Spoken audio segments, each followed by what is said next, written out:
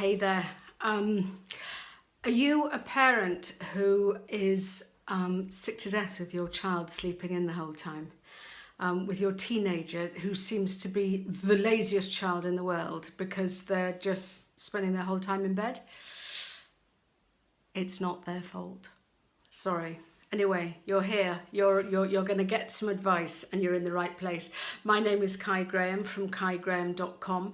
I am author of a book called The Teen Toolbox, and every Tuesday I release a new broadcast, Teen Toolbox Tuesday, and today is all about your teenager and sleep.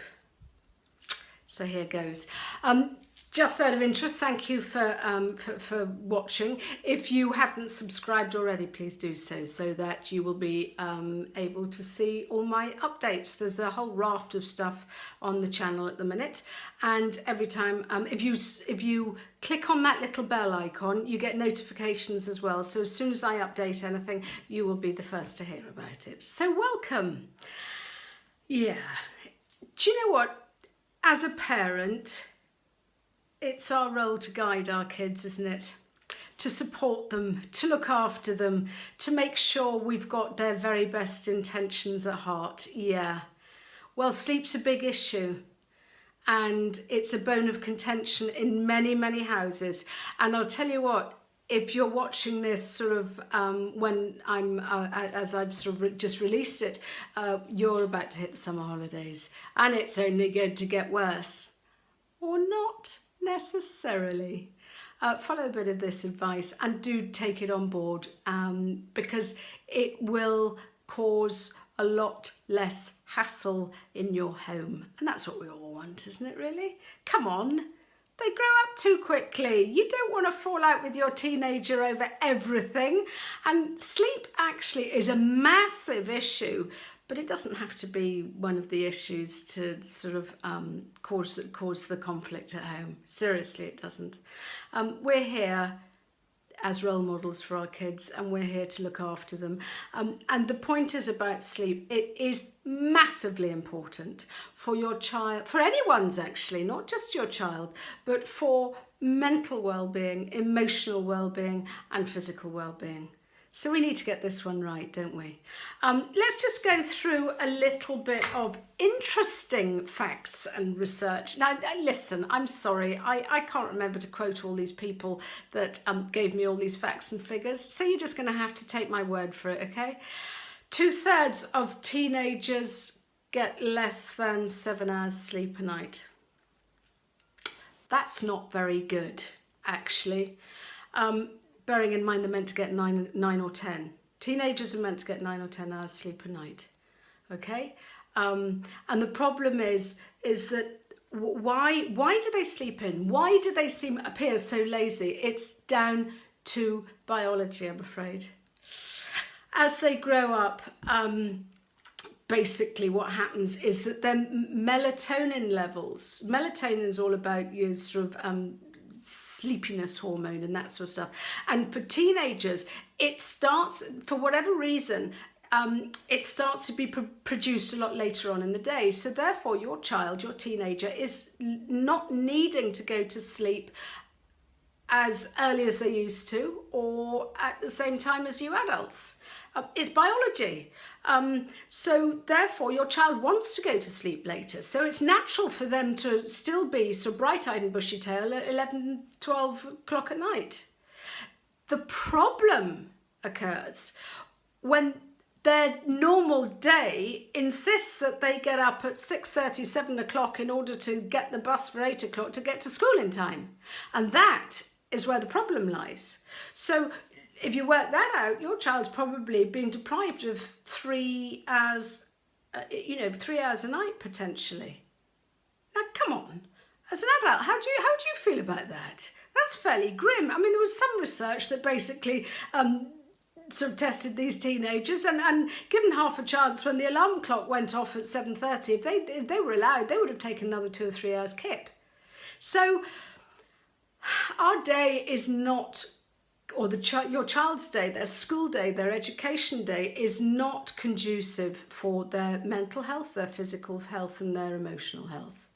So how do we, as parents, support them? Well, for a start, understanding this is massive, because it might just mean you don't get on their back so much, yeah? And that's got to be a good thing. So now the one thing is because most parents will sit there and go, oh God, yeah, all right, Kai, absolutely fine, but they're on their phone the whole time, and they're using their phone till late on or into the early hours. Yeah, that's also not good. And another reason why is because the blue light, or the light from the device, from the phone, tricks the brain into saying it's still daytime, and so therefore the melatonin kicks in even later. So there's that artificial process of melatonin not being produced because of the phone, the iPad, the computer, or whatever. But the big one is biology.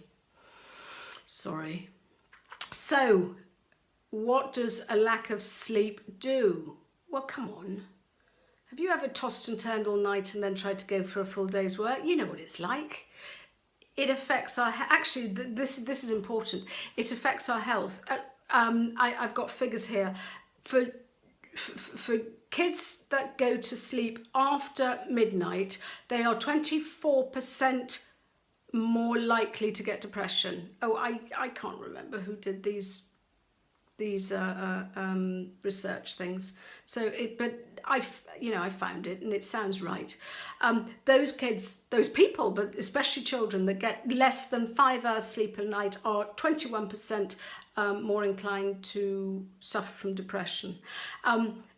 So health issues and all the other things to do with sort of your blood pressure and stress levels rocket with lack of sleep. Your cortisol levels go sky high, which it puts so much pressure and stress on the mind.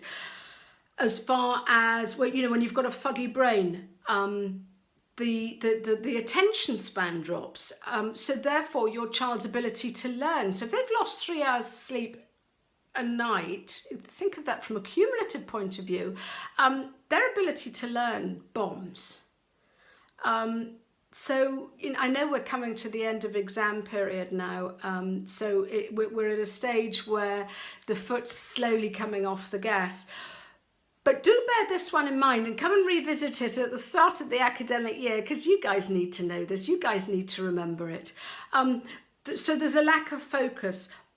Was it the University of Tel Aviv did this research that for 1 hour dropped in sleep, the mind operated at 2 academic years less. So if your 6th grader had been robbed of an hour's sleep, then they were actually performing as a 4th grader, the brain capacity and the brain function. That's not very good. We know lack of sleep leads to mood swings, low energy levels. It also, which is not particularly fantastic as far as teenagers are concerned, leads to riskier behaviour. They are more likely to drive badly. They are more likely to practice unsafe sex. So come on, parents, let's get on board here and let's just work out how we can support our kids. Yeah? Because what happens when you get enough sleep? Well, but how much sleep do we need? If you're a baby, I think it's something like 17 hours in 24 hours. So they're a bit like a cat. They wake up, they feed, they go back to sleep again. Your children need 9 to 10 hours, and that's, that especially teenagers, because their brain is developing and the hormones are juggling and sprouting and doing all the things that hormones do. So teenagers need 9 to 10 hours sleep. And when you're a full grown-up adult, you need about 8 hours. Mum and Dad, are you getting 8 hours sleep? That's the question. You need to lead by example. Are you one of these people that sits on your phone all night or watches that extra episode on your favourite box set? Do you wake up feeling a bit groggy, not actually firing on all cylinders? Well, you need to watch this as well then, don't you? That's the thing. So what gives enough sleep? When we've got adequate sleep, Yes, our health is better. We have better energy levels. We feel nicer and kinder and more compassionate, and we have fewer mood swings. Yeah? Yeah. Now, encouraging your child to get more sleep might just redress the balance in the shouting matches at home. It happens. It also leads to better decision making. You know this. Come on, guys, you know this. But the point is, do we practice it? That's the whole point. Probably not. The thing is when you sleep, it is your body's natural way of learning to heal. So, and it doesn't matter if you're getting over an illness or whether or not it's, especially with teenagers, because their brain's still developing. Their amygdala is the thing that they rely on, which is the spontaneous bit of the brain, and the one that acts on impulse. The prefrontal cortex is still developing, and that's the decision making and the rational and let's all think straight bit of the brain. And that actually doesn't fully develop until, if you're a girl, early to mid-20s, and if you're a bloke, mid to late 20s. So we need to support our kids. So if you haven't quite reached the end of term yet, I implore you, let them sleep in. Let them build up their reserves again. Let them recharge their batteries. It's not because they're lazy good for nothings. It's because biology is hitting them around the head with a wet fish. And so if we're sort of doing the, oh, you're good for nothing, get up at 9, and and they've sort of had about 6 hours, 7 hours kip, they're knackered. So try. Do me a favour, try and see how different your household is if you do let them lie in without giving them this. Yeah? Without sort of giving them a kick or bashing on the door or, I don't know, dropping clanking cymbals outside their room, because they need this. And if you just pick your battles, teach them all about drug awareness and teach them all about getting good grades. Good grades, if they have had enough sleep, it'll be an easier hill for them to climb. So sleep is so important. And I've got sort of things here. I've got a list behind the camera of tips to help not only your child, but you, let's face it, because we could all do with a better sleep hygiene, couldn't we? So the first thing is, as far as getting into a routine, the first thing is consistency. So I think there's 10 tips. Consistency. And let's start. Why don't you start practicing this? Maybe, for parents, if they're, if you've got a working sort of, if you're working, life's easier because you've got your routine sorted out already. But practice this with your kids throughout the summer holidays. If they're going to get to bed late, then they have to get up late, and it's not the end of the world. It really isn't. But the secret is, and it is also at weekends. You see, the thing is, if we're talking about the summer holidays, they're not interested if it's Monday, Tuesday, Friday, Saturday, Sunday, because actually one day should, unless they've got summer jobs, I appreciate that.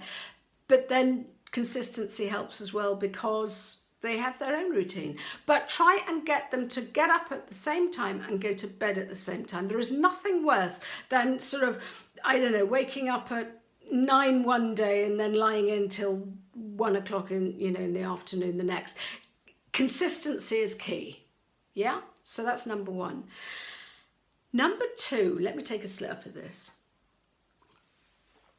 Number 2 is avoid the snooze button. Why? Because we all like to sort of set that snooze button. Maybe sometimes you do it 5 minutes early, sometimes you do it half an hour early, just because then you're kidding yourself that you've got that extra half hour in bed. Well, I'll tell you why you should avoid it, because what happens is that the snooze, the alarm goes off, you hit the snooze button, and immediately your brain sort of goes, oh my God, more sleep. And you go deep into REM, because actually, if you think about it, this is the bit when you're dreaming as well. So you hit you go deep sleep really quickly. The alarm goes off again after, 3 minutes or 15 minutes, however kind you are, and it goes, oh, blimmin' heck, hang on a minute. And the thing is that you are creating that confusion for your brain. So it's actually not quality sleep anyway. So the trick is avoid the snooze button altogether. Set your alarm for the time that you blimmin' well meant to get up. And when it goes off, get up. It's very easy, isn't it, when I say it like that? But for better sleep hygiene, that is the trick. So it's point number 2, is avoid the snooze button. As far as good, a good sleep regime is concerned, a lot of how you benefit is dependent on what you do throughout the day. So if you have good practice throughout the day of looking after yourself, and we'll come up to bits and pieces in a minute. If you look after yourself during the day, then you actually have better sleep at night. Fact, another research tactic that I read, and you should know about it too. So breakfast needs to be a good breakfast. Do not skip breakfast. It needs to be well balanced. It needs to have fats, proteins and carbohydrates, okay? If you can avoid having caffeine until a couple of hours after you've got out of bed, even better. Lots of herbal teas out there, lots of decaf. I know. First thing you want to do is reach for the caffeine. That's what I do the whole time, but I need to practice what I preach. But the point is have a good, substantial breakfast, because basically, I mean, breakfast means break fast, and you have been fasting all the way through the night. Unless, does anyone remember the Ara White's lemonade ad where someone sort of runs down to the fridge at sort of 3 a.m. and sort of starts binging through the fridge? Unless you're doing that, you will have had, you will have been abstaining from food for quite a while. The actual trick is, if you're really looking to look after yourself properly, first thing you need to do is have a good glass of water. But, so have a good substantial breakfast. Number 4 is also, as far as lunch is concerned, if you have a carb light lunch, it stops you needing that, it stops you having that dip in the sort of, later on in the afternoon when all you want to do is curl up and sort of have a bit of a snooze.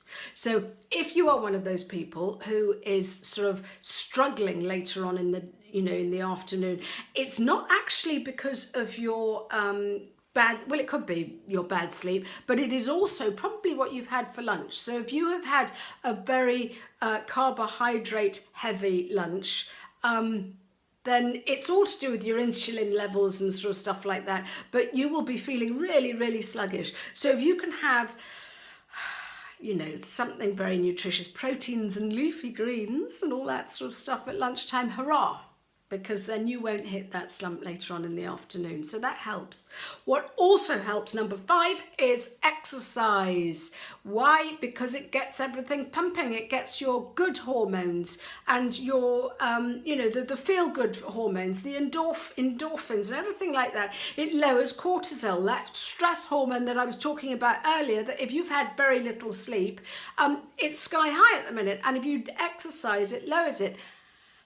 Now I know if you're knackered, that's the last thing you want to do. You want to curl up with a bag of Maltesers and just sort of sit there and have a relaxing time. But if you avoid that, and if you just do even light exercises, even if it's stretching or walking wherever or running up the stairs in the office, but get the blood pumping. And that will help you, because all the feel-good, sort of hormones and the cortisol, the feel-good stuff goes up and the cortisol goes down. And that's good for you. Okay. Now, when you're sort of beginning to wind down, lots of people just before they go to bed have been on their iPad or sitting in bed watching a movie or doing their phone, turn it all off and go to sleep.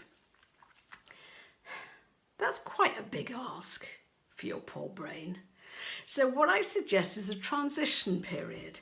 I think it's point 6. So if you have a transition period, even better, here goes, set an alarm, maybe 2 hours and then 1 hour, a couple of alarms, to remind you, oh, hang on a minute, I need to be winding down here. And I'm not saying that you have to sort of abstain from everything. But it's just a way of telling your brain, oh, okay, now's the time for me to get ready to, sort of think about sort of sleep. What you need to do, and that alarm will trigger, once you get into that routine, it'll trigger your mind and go, okay, right, well, it's winding down time now. And what I advise you is number 7. Oh, I can't be, number 7 is avoid stimulants. And that is avoid caffeine, avoid nicotine, avoid alcohol. It's hard, isn't it? Yeah, but come on, if you're knackered and if your child's knackered, you're going to do something about this, aren't you? So avoid all those things. Avoid devices, unplug. Because, as I said, the brightness from that screen is sort of delaying your melatonin production, which is the hormone that makes you feel sleepy. So get a good book, for goodness sake. Yeah? Or read an article, or find a newspaper, and just avoid, I know it's hard. And those laggards from who aren't into technology go, oh, no, I do that the whole time. Well done. There's a hell of a lot of us that don't. And, I used to sort of do my my reading on an iPad and a Kindle and all that stuff. Not that fantastic, really. So, if you can read the printed word on a piece of paper, hurrah, so much the better. Then your melatonin gets kicked into action. So that helps. Also, as far as nutrition is concerned, try not to eat 2 hours before you go to sleep. Yeah? Because your digestive system's firing on all cylinders. How on earth? And, if you suddenly go to sleep, it's sort of, that's when everything goes, oh, well, to hell with this, and it goes and stores fat. So also avoid saturated fats before you go to sleep. Yeah. Don't have all those chocolate biscuits. Don't have those Maltesers. Don't have a fish supper. Yeah. It's turning into a nutrition exercise, isn't it? But I'm just telling you, don't shoot the messenger, eh? So that's what's important. So avoid saturated fats. So how do you train the mind to start calming down, you say, when you've got nothing else to do because Kai Graham's told you to stay away from all these devices? Practice gratitude. Now, I have been doing throughout June, I've been doing a gratitude challenge, and blimmin' cool it is, because what gratitude does, I think this is number 9, gratitude allows you to constantly, not every day is fantastic, I get that. And maybe you've had a crappy time, and maybe you're knackered, and maybe you're just tired, and maybe, you see, you need to start listening to what I've just been saying. But what gratitude does is it goes, oh, okay, I want you to think, here's this, think of 5 things before you go to sleep, keep it in a journal, write it on pieces of paper and shove it in a jar, do whatever you need to do. Put it on a piece of paper by your bed. Think, before you go to sleep, think of 5 things that you are grateful for. Yeah? It could be your fluffy slippers. It could be world peace. It could be running water. Your fluffy bed. Whatever it is, the fact that your kids unloaded the dishwasher, I don't know, but think of 5 things that you are grateful for before you go to sleep. Because do you know what that does? It makes your mind calm down, count your blessings, and stop thinking of all that negativity that you've got to plan for the next day. And what it does is it sends your unconscious mind off into sort of slumberdom with a positive mind, rather than the chaos and the negativity that we no doubt have been sort of exposed to throughout the day. So gratitude is a really big thing. Okay, it's big, and it's, as I've said, sort of, if you know me at all, and if you followed any of my other broadcasts, for personal development, gratitude is the granddaddy of all processes, all techniques. So if nothing else, do that. And it just helps you calm down, and it gets you into the right mindset, and it triggers that sort of relaxation. Yeah? Number 10, last one, meditation. Actually, if you're really, really good, do it in the morning as well. If you look at any of the high achievers, Oprah, Tony Robbins, Jack Canfield, Richard Branson, oh come on, you name them, they all practice meditation. I'm rubbish at it, but I do continue to try. And what I sort of have decided is that it's rather than sort of sit there in a state of Zen and, you know, sort of find the meaning of life, my form of meditation is just, I still plan my shopping list and I still do my to-do list, but what I try and do is allow meditation for 5-10 minutes a day just to create space. And if a thought comes along, treat it like a two-lane highway. If a thought comes along, don't make it stop, just let it just, oh okay, yeah, that's what I'm thinking about, right, okay. And another one will come along. And it doesn't matter, just acknowledge it, don't stop it, don't pick it apart, just let that thought go on through and acknowledge it, and just, you know, just don't dwell on it, and just try and create space, because you do actually, once you start doing it, you get better at it. And when you create space, that's when the nuggets of wisdom start coming. Oh my God, I should have done that, or I know how to solve that problem, or whatever it is. So create space gives you a more positive mindset. And I'm not saying that you'll navel gaze and find the meaning of life. If you do, please email me, kai@kaigraham.com. But, you know, it just helps you calm down. And we all need a little bit of that, especially when your head's been buzzing the whole of the day. So 1, consistency. 2, avoid that snooze button. 3, have a good breakfast. 4, have a carb-free lunch or light carb lunch. 5, exercise. 6, just get to grips with your transition period. 7, avoid stimulants. 8, watch your diet and those saturated fats. 9, gratitude. And 10, meditation. And I know it sounds a lot, but after a while, you get used to it.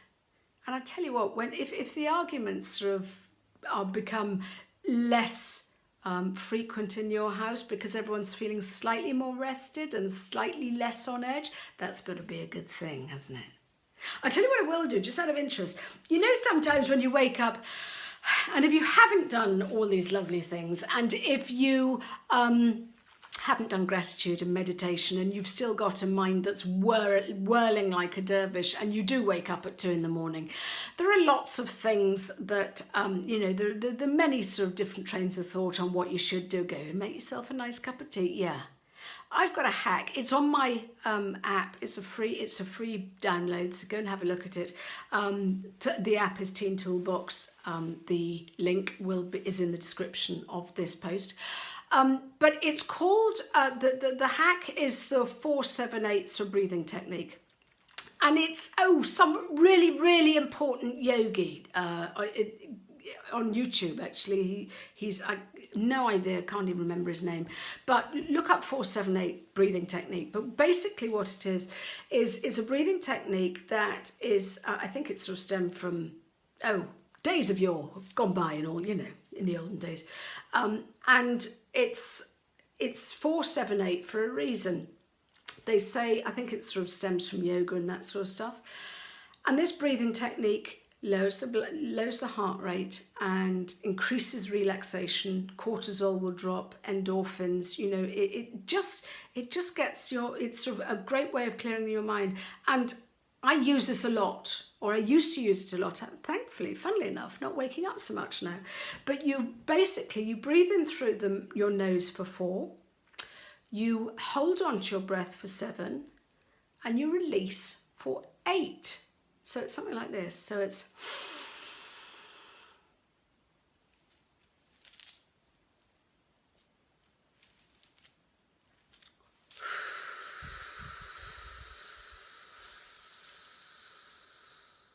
okay. And I think you do that about 4 times.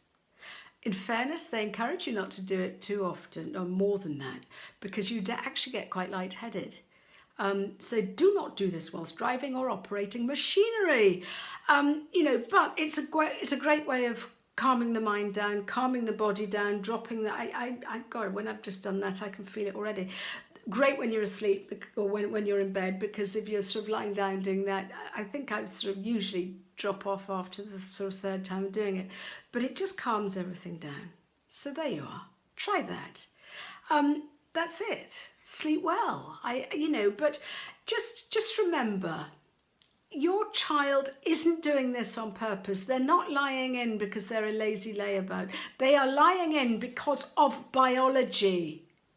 And come on, you used to do it too, you parents. So just have a little bit of compassion and realise that you're on their side, aren't you? So at the weekends, allow them to lie in. Then think, if you work out how many hours they have lost throughout the week, they need to build that up so they're firing on all cylinders for next week.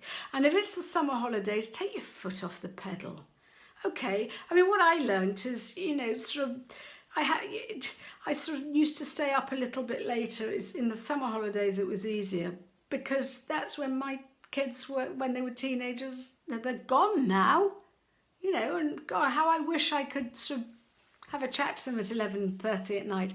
But the point is that their day is just on a different sort of time zone as yours as at the minute. It all comes back, but don't give them all this, because it's actually not their fault, and it makes life a hell of a lot easier if everyone's slightly more relaxed about this. So thank you. Please leave a comment if you've got something that you want to say. You might think I'm talking a load of tosh. That's fine. That's okay.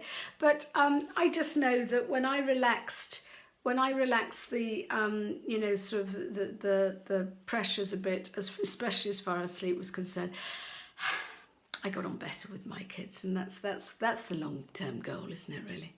So on that note, thank you, and I shall catch you next Tuesday. Bye-bye.